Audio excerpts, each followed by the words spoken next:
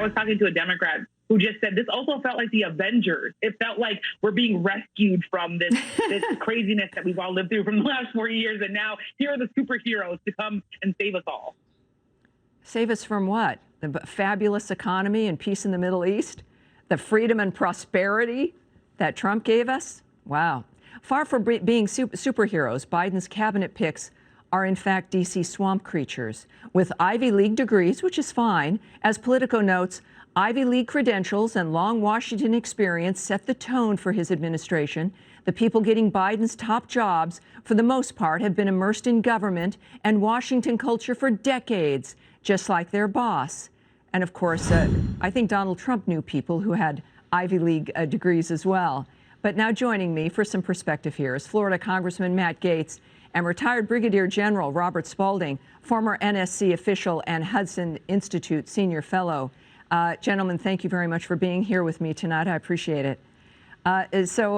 Congressman, we've obviously seen this movie before.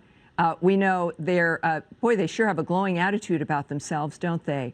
And it doesn't end well, however, for the American people who had become the forgotten men and women. Are we headed into that same direction, sir?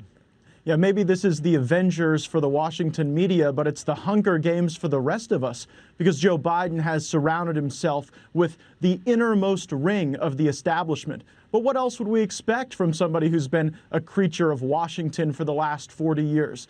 We know that personnel is policy. General Spalding certainly knows that to be the case. And what it means for America is an embrace of America last policies around the world, more multinationalism, more utilization of America's resources to be the piggy bank and police force for the rest of the world. You see, I think our country is best when we are a shining example of how to be the best and the most prosperous. That is a stark contrast from what we see particularly from Biden's national security team. And here at home, I think it's going to mean more recrimination and political prosecution. We've had Democrat members of Congress and even old members of the Mueller team suggesting that President Trump needs to be prosecuted. Prosecuted for what? He brought us the greatest economy in the world.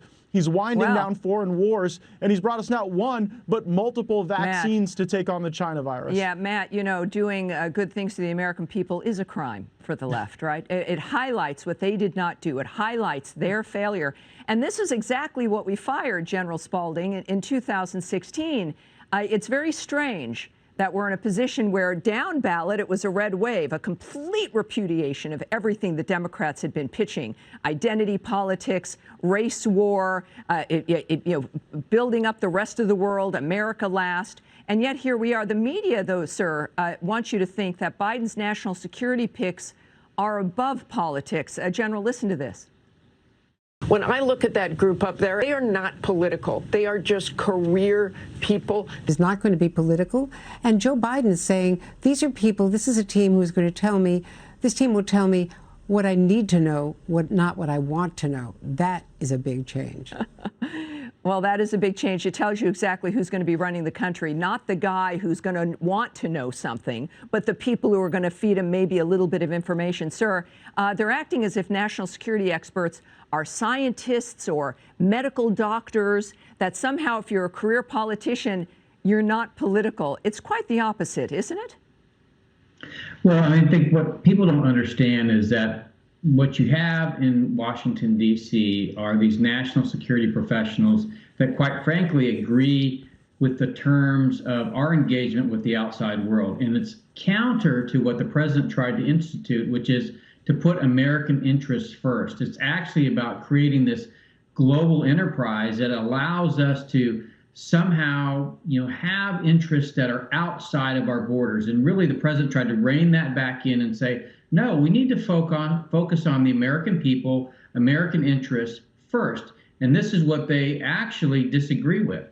Yeah, and it's interesting because, of course, President Trump refocused that because we found our supply chain was controlled by the Communist Party of China. ISIS grew out of that kind of dynamic. But speaking to your point, sir, here's former Defense Secretary Jim Mattis from an article co-authored in Foreign Affairs magazine this week. He wrote, as did his co-authors, when President Joe Biden and his national security team begin to reevaluate U.S. foreign policy, we hope they will quickly revise the national security strategy to eliminate America First from its contents. So that's clearly is open. They're not hiding this. Congressman Gaetz, who does he think, in your point of view, that he thinks U.S. officials should be putting first if it's not us? Well, General Spalding knows because he helped write the strategy. The biggest threat that America faces abroad comes from China. And what Joe Biden's going to try to do is take a lot of American resources and to try to fund other nations and their potential admission to NATO. And so for Biden to have this very NATO-focused foreign policy, he's going to have to threat construct around Russia, which will in turn provoke Russia, which will further take our focus off of China. This group of people that Biden has accumulated, they're not going to put America first. We already got too many products that are made in China. They want our foreign policy made in China, too. And that's what I think we've got to push against. Well, we've seen historically, General, that's exactly what's been happening. But, gentlemen, now sources are telling Fox News that just moments ago that President Trump, in fact, plans on pardoning former National Security Advisor Mike Flynn. General, what is your reaction to that? What happened to General Flynn is a disgrace to the country. The fact that the U.S. government used its resources to spy on the Trump campaign and then essentially went after General Flynn in order to get him out of being the National Security Advisor. I mean, it's probably the worst thing that's happened in our history. It's outrageous. Congressman, I take it you would agree. I mean, obviously, as we also still await the Durham report, if that ever happens. What's your take on this Flynn news? President Trump should pardon Michael Flynn. He should pardon the Thanksgiving turkey. He should pardon everyone from himself to his administration officials to Joe Exotic if he has to, because you see from the radical left a bloodlust that will only be quenched if they come after the people who worked so hard to animate the Trump administration with the policies and the vigor and the effectiveness that delivered for the American people. And so I think that the president ought to wield that pardon power effectively and robustly. Indeed. Gentlemen, thank you very much. I appreciate it. This is Congressman Matt Gaetz. If you liked that video, make sure you like and subscribe to our YouTube channel, follow us on social media, and join us on our daily podcast, Hot Takes with Matt Gaetz, on your favorite podcast listening platform.